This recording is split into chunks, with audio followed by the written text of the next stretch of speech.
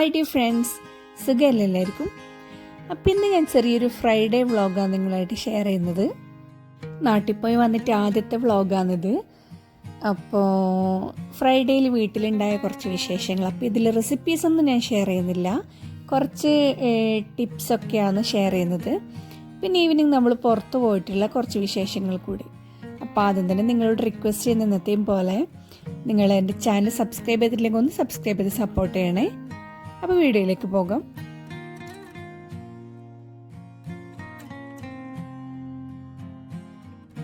അപ്പോൾ രാവിലെ തന്നെ ചായ ഉണ്ടാക്കാൻ വേണ്ടിയിട്ട് ഇതാ നാട്ടിൽ നിന്ന് കൊണ്ടുവന്ന കായയുടെ എല്ലാം എടുത്ത് വെച്ചിട്ടുണ്ട് ഫ്രിഡ്ജിൽ നിന്ന് പുറത്തേക്ക്.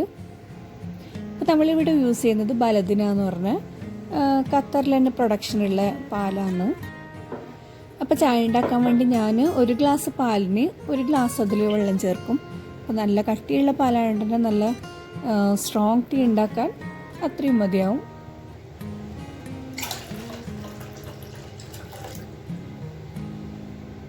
പിന്നെ ഞാൻ പാൽ ചായ നല്ല സ്ട്രോങ് ആയിട്ട് ഉണ്ടാക്കുമ്പോൾ അതിൽ ഏലക്കാപ്പൊടിയും കൂടി ചേർക്കാറുണ്ട്. അപ്പോൾ ഇതേപോലെ ചായപ്പൊടിയിൽ നമ്മൾ ഒരു കുറച്ച് ഏലക്ക എടുക്കുക, അത് നിങ്ങൾ ടേസ്റ്റിനനുസരിച്ച് എടുത്താൽ മതി. അപ്പോൾ അതിലേക്ക് നമ്മൾ പൊടിച്ച് ഈ ചായപ്പൊടിയിലേക്ക് തന്നെ ചേർത്തൊന്ന് പൊടിയൊന്ന് ഷെയ്ക്ക് ചെയ്ത് വെക്കുകയാണെങ്കിൽ നമുക്ക് എപ്പോഴും നല്ല ടേസ്റ്റി ആയിട്ടുള്ള ചായ കുടിക്കാം. അപ്പോൾ നമ്മൾ ഓരോ ടൈമിൽ ഇങ്ങനെ ഏലക്ക ചേർക്കേണ്ട ആവശ്യമില്ല. അപ്പോൾ ഞാൻ ചെയ്യാറ് ഇങ്ങനെ എന്താ പറയുക, ചായപ്പൊടി വാങ്ങി അതിൽ ടിന്നിൽ വെച്ചാൽ അപ്പം തന്നെ കുറച്ച് ഏലക്ക എടുത്ത് പൊടിച്ചതിൽ മിക്സ് ചെയ്ത് വെക്കും. ഇപ്പോൾ തിളച്ച് വരുന്ന പാലിലേക്ക് ഏകദേശം വലിയൊരു ടേബിൾ സ്പൂൺ തന്നെ ചായപ്പൊടി ചേർത്ത് ഏകദേശം ഒരു 2 മിനിറ്റ് നന്നായി ഒന്ന് തിളപ്പിച്ചുകൊണ്ടിരിക്കണം. അപ്പോൾ ഇതാണ് എൻ്റെ ഒരു സ്റ്റൈൽ ചായ. അപ്പോൾ നമ്മുടെ ടേസ്റ്റി ആയിട്ടുള്ള ചായ റെഡി ആയിട്ടുണ്ട്. ഇപ്പം ഇനി അതിന് വേണ്ടിയിട്ടുള്ള കടി റെഡിയാക്കില്ല. നമ്മൾ നേരത്തെ തന്നെ കായയുടെ എല്ലാം എടുത്ത് പുറത്ത് വെച്ചിട്ടുണ്ട്. അപ്പോൾ അതിൻ്റെ തണുപ്പെല്ലാം പോയി അതൊന്ന് പൊരിച്ചെടുക്കാം. അപ്പോൾ നാട്ടിൽ നിന്ന് വന്ന് ഏകദേശം ഒരു 2-3 ആഴ്ച ഈ ഒരു സ്റ്റൈൽ തന്നെയായിരിക്കും. രാവിലെ എണീക്കുക, ഫ്രിഡ്ജിൽ നിന്ന് എന്തെങ്കിലും പുറത്ത് വെക്കുക, അതൊരു വല്ലാത്തൊരു സുഖം തന്നെയാണ്. ഏകദേശം ഒരു മാസമൊക്കെ കഴിഞ്ഞാൽ ആ ഒരു ലെവൽ വിട്ട് പിന്നെ ഇവിടുത്തെ ആ ഒരു ഓളത്തിൽ ഇങ്ങനെ പോയിക്കോളും. അപ്പോൾ നമ്മുടെ കായടൽ റെഡി ആവുന്നുണ്ട്. ഇത് നമ്മൾ അനിയത്തി സ്പെഷ്യലാണ്. അനിയത്തി ഉണ്ടാക്കി നല്ല ബോക്സിലാക്കി തന്നതാണ് ഇങ്ങോട്ട് വരുമ്പോൾ. അപ്പോൾ കായയുടെ ആയതുകൊണ്ട് വേറൊന്നും വേണ്ട, എല്ലാവർക്കും കായയുടെ മാത്രം മതി. അപ്പോൾ എല്ലാവരും നല്ലോണം കഴിച്ച് അങ്ങനെ നല്ല വിശാലമായിട്ട് ചായ കുടിയൊക്കെ കഴിഞ്ഞ് ഇനിയിപ്പം എന്താ ഫ്രൈഡേ സ്പെഷ്യൽ ബിരിയാണീൻ്റെ പരിപാടിയിലൊക്കെ. ഇന്നൊരു സിമ്പിൾ ബിരിയാണിയാണ് ഉണ്ടാക്കുന്നത്, എഗ് ബിരിയാണി. അപ്പോൾ അതിന് വേണ്ടി ഞാൻ മുട്ട എടുക്കുന്നുണ്ട് ഫ്രിഡ്ജിൽ നിന്ന്. അപ്പോൾ നമ്മൾ മുട്ട എപ്പോഴും ഇവിടെ കണ്ടില്ലേ, മുട്ട ഇതുപോലെ പ്രൊഡക്ഷൻ ഡേറ്റും എക്സ്പയറി ഡേറ്റൊക്കെ ഉണ്ടായിട്ടാണ് വരുന്നത്. അപ്പോൾ നമ്മളെപ്പോഴും മുട്ട എടുക്കുമ്പോൾ നമ്മൾ ആദ്യം വാങ്ങിയ മുട്ട വേണം യൂസ് ചെയ്യാൻ വേണ്ടിയിട്ട്. അപ്പം ഞാൻ ആദ്യം വാങ്ങിയത് കുറച്ച് ഫ്രണ്ടിലോട്ടാക്കി വെച്ചിട്ടുണ്ട്. അപ്പോൾ ഇതാ ഉള്ളിയെല്ലാം മുറിച്ച് റെഡിയാക്കുന്നുണ്ട്. സാധാരണയായിട്ട് ബീഫ് ബിരിയാണി അല്ലെങ്കിൽ മട്ടൻ ബിരിയാണി അങ്ങനെ എന്തെങ്കിലും ഉണ്ടാക്കാറ് ചിക്കൻ. അപ്പോൾ ഇന്ന് കുറച്ച് വെറൈറ്റി ആയിക്കോട്ടെ, വെറൈറ്റി എന്നല്ല കുറച്ച് സിമ്പിൾ ആയിക്കോട്ടെ എന്ന് വിചാരിച്ച്. മക്കളൊക്കെ നല്ല തിരക്കിലാണ്. അപ്പോൾ പണീൻ്റെ ഇടയിൽ ഞാനൊരു ചെറിയൊരു കാര്യം കൂടി ചെയ്യാമെന്ന് വിചാരിച്ചു. അതിപ്പോൾ കുറച്ച് ദിവസമായിട്ട് സ്റ്റാർട്ട് ചെയ്തിട്ടുള്ളതാണ്. അപ്പം ഇതാ ഞാൻ എൻ്റെ ഓഫീസിൽ കൊണ്ടുവന്ന ബാഗാണിത്. അപ്പോൾ അതിനൊരു സാധനം ഞാൻ എടുക്കുന്നുണ്ട്, കാണിച്ചു തരാം.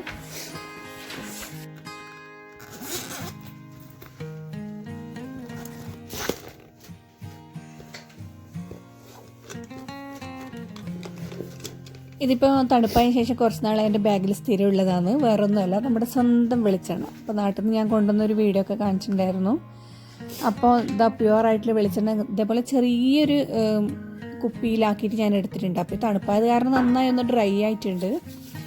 അപ്പോൾ അതൊന്ന് കയ്യിൽ നന്നായി തേച്ച് പിടിപ്പിക്കില്ല. ഞാൻ കിച്ചൺ പണീൻ്റെ ഇടയിൽ വന്ന് ചെയ്യുന്നതാണിത്. അപ്പോൾ ഞാൻ കാര്യമായിട്ട് ചെയ്യാൻ വേണ്ടി എടുത്തിട്ടുള്ളത് കയ്യിലല്ല, ശരിക്കും ഫേസിലാണ്. ഫേസിൽ നന്നായി ഒന്ന് മസാജ് ചെയ്താൽ നല്ല എഫക്റ്റീവാണ്, പ്രത്യേകിച്ച് ഈ ഒരു തണുപ്പിന്. പിന്നെ കോക്കനട്ട് ഓയിലിൻ്റെ ഒരു പ്രത്യേകത എന്ന് പറയുന്നത് നമ്മുടെ ആൻറ്റി ഏജിങ്ങിന്, അതുപോലെ തന്നെ സ്കിന്നൊക്കെ നല്ല ഗ്ലോ ആവാനും ഒരുപാട് ഹെൽപ്പ് ചെയ്യുന്നൊരു കാര്യമാണ്. അപ്പോൾ ഞാനിപ്പോൾ കുറച്ച് ദിവസമായിട്ട് സ്റ്റാർട്ട് ചെയ്തിട്ട് നല്ല എഫക്റ്റീവായിട്ടുള്ള ഒന്നാണ്. അപ്പോൾ ഓയിലി സ്കിന്നായിട്ടുള്ളവർക്കും അല്ലാത്തവർക്കും ഇത് കുറച്ച് സമയം ഏകദേശം ഒരു മണിക്കൂർ വരെ ഞാനിതിങ്ങനെ വെച്ചിട്ട് നന്നായി ഒന്ന് സ്കിന്ന് മുകളിലോട്ട് റബ്ബ് ചെയ്ത് നന്നായി ഒന്ന് മസാജ് ചെയ്തെടുക്കും. അപ്പോൾ പണീൻ്റെ ഇടയിൽ ഇതിങ്ങനെ ചെയ്ത് വെച്ചാൽ നമുക്ക് പിന്നെ വാഷ് ചെയ്യാം. അപ്പോൾ മസാജിങ്ങൊക്കെ കഴിഞ്ഞ് ഞാനിതാ ബാക്കി മസാല ഉണ്ടാക്കാൻ വേണ്ടിയിട്ട് വരികയാണ്. നമ്മൾ മസാല ഇളക്കി കഴിഞ്ഞാൽ ഈ സൈഡിൽ തട്ടുന്ന പരിപാടി ഉണ്ടെങ്കിൽ പുതിയ പാത്രമൊക്കെ ആണെങ്കിൽ അത് ഒഴിവാക്കുന്നതായിരിക്കും നല്ലത്. കാരണം ശരിക്കും അതിൽ കലവും എനിക്ക് ശ്രദ്ധിച്ചാൽ മനസ്സിലാവും. അപ്പം ഞാൻ എൻ്റെ പുതിയ പാത്രമായിട്ട് ഇപ്പം അടുത്തത് ഒഴിവാക്കിയിട്ടുണ്ട് അങ്ങനെ തട്ടുന്നത്. അപ്പം മസാല റെഡിയാക്കുന്നതിൻ്റെ ഇടയിലാണ് മനസ്സിലായത് മല്ലിച്ചപ്പ് വാങ്ങാൻ വിട്ടുപോയതായിരുന്നു. ഏതായാലും മുറ്റത്ത് പോയി നോക്കാമെന്ന് വിചാരിച്ചു. അപ്പോൾ ഇതാണ് അവസ്ഥ. നാട്ടിൽ പോയിട്ട് വന്നിട്ട് ചെടികളൊക്കെ ഏകദേശം പോയിട്ടുണ്ട്. ചെടി എന്ന് പറയുന്നില്ല, കുറച്ചേ ഉള്ളൂ. ചീരയൊക്കെ മുതുമുത്തശ്ശിയായിട്ടുണ്ട്. ഏതായാലും കുറച്ച് മല്ലിച്ചപ്പ് കിട്ടിയിട്ടുണ്ട്. ഒരു തയ്യേ ഉള്ളൂ ശരിക്കും പറഞ്ഞത്. അപ്പോൾ അത് നല്ല ഉഷാറുള്ള തയ്യാന്ന്. അതിൽ കുറച്ച് ഇലയുണ്ട്. അപ്പോൾ അതേ തലം എടുത്ത്. അപ്പോൾ വീട്ടിൽ നമുക്ക് ആവശ്യമായിട്ടുള്ള എന്തെങ്കിലും ഒരു സാധനം അവൈലബിൾ ആണെങ്കിൽ അതൊരു വല്ലാത്തൊരു സന്തോഷം തന്നെയാണ്. അതുകൊണ്ട് തന്നെയാണ് പറയുന്നത് നമുക്കുള്ള സൗകര്യത്തിൽ ഉള്ള മണ്ണിൽ എന്തെങ്കിലും കുറച്ച് നട്ടുപിടിപ്പിക്കാൻ എല്ലാവരും ശ്രമിക്കണം, പ്രത്യേകിച്ച് സ്ത്രീകൾ അടുക്കളത്തോട്ടായിട്ട്. അപ്പം ഞാനിപ്പോൾ തിരിച്ച് വന്നതിന് ശേഷം കുറച്ച് മല്ലിയെല്ലാം നട്ടിട്ടുണ്ട്. അതൊക്കെ മുളച്ച് വരുന്നതേ ഉള്ളൂ. അപ്പോൾ ഞാൻ ഇതാ കൊണ്ടുവന്ന് നന്നായി ഒന്ന് വെള്ളത്തിലിട്ട് വെച്ചിട്ടുണ്ട്. പുറത്തൊക്കെ നല്ല പൊടിക്കാറ്റാണിപ്പം, അതുകൊണ്ട് തന്നെ ഫുള്ള് പൊടി പിടിച്ചിട്ടായില്ലത്. അപ്പോൾ മുട്ട മസാല ആക്കാൻ വേണ്ടിയിട്ട് മുട്ടയെല്ലാം പുഴുങ്ങി എടുത്തിട്ടുണ്ട്. നമ്മളിങ്ങനെ പുഴുങ്ങിയ മുട്ട തന്നെ കറിയിലായാലും മസാലയിലായാലും ഇടുന്നുണ്ടെങ്കിൽ ഇതുപോലെ ഫോർക്ക് എടുത്തിട്ട് നന്നായി ഒന്ന് കുത്തി കൊടുക്കുക. അങ്ങനെയാണെങ്കിൽ നമ്മൾ മസാലയിലിട്ടിട്ട് ഇളക്കുമ്പോൾ നന്നായി ഇതിൽ മസാല പിടിക്കും. ഇതിൽ ഞാൻ പുഴുങ്ങി ഇടുന്നതുകൊണ്ട് ഇതിൽ നന്നായി ഒന്ന് ഫോർക്ക് വെച്ച് കുത്തി കൊടുക്കുന്നുണ്ട്. അപ്പോൾ നമ്മുടെ മുട്ട ബിരിയാണീൻ്റെ മസാലയും നെയ്ച്ചോറെല്ലാം റെഡി ആയിക്കൊണ്ടിരിക്കുന്നുണ്ട്. അപ്പോൾ സിമ്പിൾ ബിരിയാണി ആയതുകൊണ്ട് ഞാൻ എൻ്റെ റെസിപ്പിയൊന്നും കാണിക്കുന്നില്ല. അപ്പോൾ ഇതാ ബിരിയാണിയൊക്കെ റെഡി ആയതിനു ശേഷം നമുക്ക് നിർബന്ധമായിട്ടുള്ളൊരു കാര്യമാണ് പപ്പടം. അപ്പോൾ ഈ ചട്ടി ഞാൻ നാട്ടിൽ നിന്ന് ഇപ്രാവശ്യം കൊണ്ടുവന്നിട്ടില്ലയാണ്, ഇരുമ്പിൻ്റെ ചീനച്ചട്ടി. അപ്പോൾ ഇരുമ്പിൻ്റെ ചട്ടി ഉപയോഗിക്കുന്നവർ ശ്രദ്ധിക്കേണ്ടതെന്ന് വെച്ചാൽ ഇരുമ്പിൻ്റെ ചട്ടിയിൽ പുളിയില്ലതൊന്നും വെക്കാൻ പാടില്ല. നമ്മൾ മോര് കറി അതുപോലെ പുളിയുള്ള സാധനങ്ങളൊന്നും വെക്കാൻ പാടില്ല. അതുപോലെ തന്നെ നമ്മൾ കറി ഉണ്ടാക്കുകയാണെങ്കിൽ കറി ഉണ്ടാക്കി ഒരു അരമണിക്കൂറിൻ്റെ ഉള്ളിൽ തന്നെ അത് മാറ്റി വേറെ പാത്രത്തിലേക്ക് മാറ്റണം, അല്ലെങ്കിൽ കറിക്കൊരു കറുത്ത കളർ വരുന്നതാണ് കേട്ടത്. അതുപോലെ തന്നെ എപ്പോൾ ഇത് എണ്ണ പുരട്ടി വെക്കണം. പുതിയതൊക്കെ ആണെങ്കിൽ ഒരു 4-5 മാസം എപ്പോഴും എണ്ണ പുരട്ടി വെക്കണം ഈ ഒരു ചട്ടിയിൽ. പിന്നെ അതുപോലെ തന്നെ ഉപയോഗിച്ച് കഴിഞ്ഞിട്ട് നമ്മൾ വെക്കുകയാണെങ്കിൽ നന്നായി ഇതിൻ്റെ വെള്ളം വാർന്നു പോകണം, അല്ലെങ്കിൽ ഇതിന് തുരുമ്പ് പിടിക്കും എന്തായാലും. അപ്പോൾ നമ്മളെ പപ്പടമൊക്കെ ഇതാ റെഡിയായി വന്നിട്ടുണ്ട്. അപ്പോൾ ഇനി എല്ലാവരും കൂടി ഇരുന്ന് ഫുഡ് കഴിക്കലാണ്. അപ്പോൾ വെള്ളിയാഴ്ചത്തെ ഒരു പ്രത്യേകതയാണ് എല്ലാവരും ഒന്നിച്ചിരുന്ന് കഴിക്കുക എന്നുള്ളത്.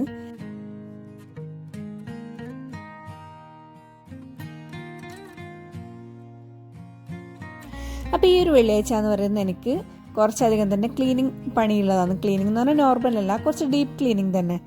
അപ്പോൾ അതുകൊണ്ട് തന്നെ ബിരിയാണി ഒന്ന് സ്കിപ്പ് ചെയ്താന്ന് വിചാരിച്ച്. ബിരിയാണി കഴിക്കുകയാണെങ്കിൽ ഒരു നല്ല ഉറക്കം കഴിയാണ്ട് പിന്നെ ഒരു പണിയും നടക്കില്ല. അപ്പോൾ അതുകൊണ്ട് തന്നെ ഇതാ തലേന്നത്തെ കുറച്ച് കപ്പ ഉണ്ടായിരുന്നു, അതും പിന്നെ ഇതാ ഒരു പീസ് കലത്തപ്പം അത് വെച്ച് അഡ്ജസ്റ്റ് ചെയ്തു. അപ്പോൾ ബിരിയാണി പിന്നെ കഴിക്കാമെന്ന് വിചാരിച്ചു. അപ്പോൾ അതൊക്കെ കഴിഞ്ഞ് ഒന്ന് കൈയൊക്കെ നന്നായി ഒന്ന് വാഷ് ചെയ്ത്, നമ്മൾ എന്ത് ജോലി ചെയ്താലും ക്ലീനിങ് ആയാലും ഇനി നോർമലായാലും കുട്ടികൾക്കായാലും ഇപ്പം ഏറ്റവും പ്രധാനമായിട്ട് പഠിപ്പിച്ചു കൊടുക്കേണ്ട ഒരു കാര്യം തന്നെയാണ് ഈ ഹാൻഡ് വാഷ് എന്ന് പറയുന്നത്. അപ്പോൾ ഇപ്പോൾ തന്നെ ഒരുപാട് വൈറസിൻ്റെയും ബാക്കിയുള്ള കാര്യങ്ങളൊക്കെ നമ്മൾ കേൾക്കുകയാണല്ലോ. അപ്പോൾ ഇത് ഞാനിപ്പോൾ ചെയ്യുന്നത് നമ്മുടെ ഫേസ് വാഷാണ്. അപ്പോൾ നേരത്തെ ഞാൻ ഓയിൽ ചെയ്ത് മസാജ് ചെയ്ത് വെച്ചിട്ടുണ്ടല്ലോ, അപ്പോൾ ഞാനൊന്ന് വാഷ് ചെയ്ത് കളയാമെന്ന് വിചാരിച്ചു. ഇതിപ്പോൾ ഇളം ചൂടുവെള്ളം വെച്ചിട്ടാണ് ആദ്യം ഞാനെൻ്റെ മുഖം ഒന്ന് കഴുകുന്നത്. അപ്പോൾ അതിന് ശേഷം ഞാനൊന്ന് ഫേസ് വാഷ് വെച്ചിട്ടൊന്ന് ക്ലീൻ ചെയ്യുന്നുണ്ട് മുഖം. അപ്പോൾ ഞാൻ ഫെയർ ലവ്ലിൻ്റെ ഒരു ഫേസ് വാഷാണ് യൂസ് ചെയ്യുന്നത്. അത് നിങ്ങൾക്ക് ഇവിടെ വീഡിയോയിൽ കാണാം. നിങ്ങളൊരു 30 വയസ്സ് കഴിഞ്ഞ ഒരാളാണെങ്കിൽ നിർബന്ധമായിട്ട് ചെയ്തിരിക്കേണ്ട ഒരു കാര്യമാണ് സ്കിൻ കെയർ എന്ന് പറയുന്നത്. ഇതൊരിക്കലും മുഖം വെളുക്കാൻ വേണ്ടിയിട്ടില്ല, നമ്മുടെ മുഖത്തുള്ള സ്കിന്ന് നല്ല നീറ്റ് ആൻഡ് ക്ലീൻ ആവാൻ വേണ്ടിയിട്ടാണ്. അപ്പോൾ ഇത് മോൻ നല്ല ബിസിയിലാണ്, ഓനത് എന്തൊക്കെയോ ഉണ്ടാക്കിയിട്ടുണ്ട്. നമ്മൾ പണീൻ്റെ ഇടയിലായാലും ഇടയ്ക്കിടയ്ക്ക് ഇവർക്ക് കുറച്ചൊരു ടൈം കൊടുക്കണം. അപ്പോൾ അവന് ഒരുപാട് കഥ പറയാനുണ്ട്. അവരുണ്ടാക്കിയ കാര്യങ്ങളൊക്കെ അവൻ എക്സ്പ്ലെയിൻ ചെയ്താലേ ഒരു സമാധാനവും. അപ്പോൾ ഏതായാലും അവൻ്റെ കഥ കേൾക്കാമെന്ന് വിചാരിച്ച്. ഇതെല്ലാം പാർക്കിങ്ങിൽ എല്ലാം ഉണ്ടല്ലോ, വണ്ടിയും ബോട്ടടക്കം ഉണ്ടല്ലോ പാർക്കിങ്ങിൽ. ബോട്ടല്ല മഞ്ഞ അപ്പോൾ നമ്മുടെ ക്ലീനിങ് പരിപാടിയിലേക്ക് ഇനിയും പോയി. അപ്പോൾ ബിരിയാണി എന്നതും കഴിക്കാത്തതുകൊണ്ട് നല്ല സുഖമായിട്ട് പണിയെടുക്കുക. അപ്പോൾ നിങ്ങളൊന്ന് ട്രൈ ചെയ്യുക. ഒരുപാട് പണിയില്ല ദിവസമാണെങ്കിൽ കുറച്ച് ഫുഡ് കഴിക്കുക. അപ്പോൾ നമുക്ക് നല്ല എനർജി ആയിരിക്കും. നമ്മൾ ഒരുപാട് കഴിക്കുമ്പോഴാണ് നമുക്കിങ്ങനെ റെസ്റ്റ് എടുക്കാനും ക്ഷീണം പോലെ എല്ലാം തോന്നും, പ്രത്യേകിച്ച് സ്ത്രീകൾക്ക്.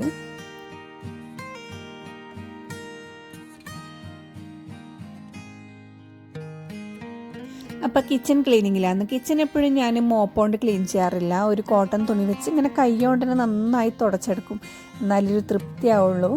അല്ലെങ്കിൽ നമുക്കവിടെ തന്നെ ഡ്രൈനേജിൻ്റെ ഒരു ചെറിയൊരു ഹോളുണ്ട്. അപ്പോൾ അവ തന്നെ നന്നായി ഒന്ന് വെള്ളം ഒഴിച്ചിട്ട് തന്നെ കഴുകും.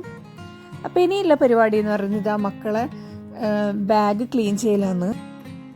ഞാനൊരു മാസത്തിൽ ഒരു പ്രാവശ്യമെങ്കിലും ഇങ്ങനെ ഇതുപോലെ നല്ല തിളച്ച വെള്ളത്തിൽ ഇവരുടെ ബാഗും അതുപോലെ തന്നെ പൗച്ച് പിന്നെ സ്കൂൾ കിറ്റൊക്കെ ഇട്ട് നന്നായി ഒന്ന് പുഴുങ്ങിയെടുക്കാന്ന് തന്നെ പറയും.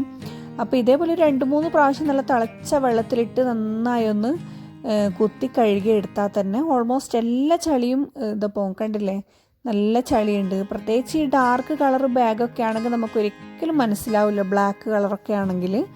അപ്പോൾ നല്ല ചളി പിടിച്ചിട്ടുണ്ട്. സ്കൂൾ ബസ്സിലായാലും പിന്നെ അവർ ക്ലാസ്സിലൊക്കെ താഴെയൊക്കെ വെക്കുന്നതല്ല, അപ്പോൾ നല്ല ചളി ഉണ്ടാവും. അപ്പോൾ ഇങ്ങനെ ഒന്ന് കഴുകുന്നത് നന്നായിരിക്കും, പ്രത്യേകിച്ച് ഈ ഒരു സമയത്തൊക്കെ. നമ്മൾ ഇടയ്ക്കിടയ്ക്ക് ഇങ്ങനെ കഴുകുകയാണെങ്കിൽ പ്രത്യേകിച്ച് സോപ്പൊന്നും ഇടുന്നില്ല, വെറുതെ വെള്ളത്തിൽ തന്നെ കഴുകാൻ തന്നെ നന്നായി ക്ലീൻ ആവും. അപ്പോൾ കുറച്ച് കാര്യം കൂടി എനിക്ക് കിച്ചണിൽ ചെയ്ത് തീർക്കാനുണ്ട്. അപ്പോൾ ഞാനിത് അതിനു വേണ്ടി കിച്ചണിൽ വന്നിട്ടേ. ആക്ച്വലി ഞാൻ ഈ പണി ചെയ്യുന്ന നമ്മുടെ കിച്ചൺ പരിപാടിയൊക്കെ കഴിഞ്ഞ് നമ്മൾ പുറത്ത് പോയി ഐക്കയിൽ പോയിരുന്നു ഒന്ന്. അപ്പോൾ ഐക്കയിൽ പോയി എനിക്കൊരു ക്ലിപ്പ് വാങ്ങാമായിരുന്നു. അപ്പോൾ അത് വാങ്ങി വന്നിട്ടാണ് ഞാൻ ഈ പണി ചെയ്തത്. അപ്പോൾ ഏതായാലും ഞാനിൻ്റെ വർക്കൊന്ന് നിങ്ങൾക്ക് കാണിച്ചു തരാം, എന്നിട്ട് ഐക്കയിൽ പോയിട്ടുള്ള വിശേഷം കാണിച്ചു തരാം. ഓക്കെ. അപ്പോൾ ഇതിങ്ങനെ എക്സ്ട്രാ വരുന്ന അരി സാധനങ്ങളൊക്കെ ഞാനൊരു വലിയ കവറിലാക്കി വെച്ചിട്ടില്ല. എല്ലാം അല്ല, ഇത് പരി മാത്രമാണ്. അപ്പോൾ ഞാനിന്ന് ഐക്കയിൽ പോയിട്ട് വാങ്ങിയിട്ടില്ല ഇത് ക്ലിപ്പാണിത്. അപ്പോൾ എനിക്ക് ഈ ക്ലിപ്പിൻ്റെ ആവശ്യം മുമ്പ് വന്നിരുന്നില്ല, കാരണം എനിക്ക് വലിയൊരു ഡബ്ബയിലാക്കിയിട്ട് ഞാൻ അരി വെച്ചിട്ടുണ്ട്. അപ്പോൾ ഇപ്രാവശ്യം കുറച്ച് അധികം തന്നെ അരിയുണ്ട്. അപ്പോൾ എനിക്ക് വെക്കാൻ വേണ്ടിയിട്ട് വലിയ വലിയ പാത്രങ്ങൾ, നമ്മുടെ നാട്ടിലാണെങ്കിൽ ചെറിയ ചെറിയ ബക്കറ്റ് അതുപോലുള്ള സ്റ്റീൽ പാത്രത്തിലൊക്കെ വെക്കാം. അപ്പോൾ ഇവിടെ നമുക്ക് ഇത് ഏറ്റവും ബെസ്റ്റ് ആയിട്ടുള്ള പണിയെന്ന് വെച്ചാൽ നമ്മൾ വാങ്ങുന്ന അതേ ചാക്കിൽ അല്ലെങ്കിൽ അതേ കവറിൽ ഇതുപോലുള്ള ക്ലിപ്പ് ഇട്ട് വെച്ചാൽ മതി. അപ്പോൾ ഈ ക്ലിപ്പ് ഞാനിന്നിപ്പോൾ ഐക്കയിൽ പോയിട്ട് വാങ്ങിച്ചതാണ്. അപ്പോൾ ഒരുപാട് ഹെൽപ്ഫുൾ ആയിട്ടുള്ളൊരു ക്ലിപ്പാണിത്. അപ്പോൾ നമുക്കിവിടെ എന്ന് വെച്ചാൽ വലിയ കിച്ചൺ, ഒരുപാട് സൗകര്യങ്ങൾ, ഒരുപാട് പാത്രങ്ങൾ, അതുപോലെ ഒരുപാട് ബക്കറ്റ് കാര്യങ്ങളൊന്നും അവൈലബിൾ ആയിരിക്കില്ല. സ്പേസിൻ്റെ പ്രശ്നമാണ്. പിന്നെ അതുപോലെ തന്നെ എല്ലാത്തിനും പാത്രം വാങ്ങാന്ന് വെച്ചാൽ നടക്കുന്ന കാര്യമല്ല. അപ്പോൾ ബെസ്റ്റ് ആയിട്ടുള്ളൊരു കാര്യമാണ്. അപ്പോൾ ഞാൻ ഈ ക്ലിപ്പ് വാങ്ങാമെന്ന് വിചാരിച്ച്. അപ്പോൾ നമ്മൾ ഏത് കവറിലാണോ സാധനം വാങ്ങുന്നത് അതേ കവറിൽ, ഇപ്പോൾ കുറച്ച് കട്ടിയിലെ കവറാണെങ്കിൽ നമുക്ക് ഇതേപോലെ തന്നെ ക്ലിപ്പ് ചെയ്ത് വെക്കാം. ഒരുപാട് ഹെൽപ്ഫുൾ ആയിട്ടുള്ളൊരു സംഭവം ഇത്. ക്ലിപ്പ് എന്ന് വെച്ചാൽ നല്ല 100% ടൈറ്റായിട്ട് തന്നെ നിൽക്കും. അതുകൊണ്ട് വേറെ ഒരു പ്രശ്നമില്ല, അതിൽ പ്രാണിയോ കൂറയോ കയറുന്നോ ഒരു പ്രശ്നമില്ല. അപ്പോൾ എല്ലാം ഇങ്ങനെ ക്ലിപ്പിട്ട് വെച്ചാൽ തന്നെ നമുക്ക് നല്ല ഒതുക്കി വെക്കാൻ പറ്റും, എക്സ്ട്രാ കവറിലൊന്നും ഇട്ട് വെക്കണ്ട. അപ്പോൾ ആ പണിയാണ് എനിക്ക് ചെയ്യാനുണ്ടായിരുന്നത്. അപ്പോൾ അതിലൊന്ന് ചെയ്ത് തീർക്കാമെന്ന് വിചാരിച്ചു.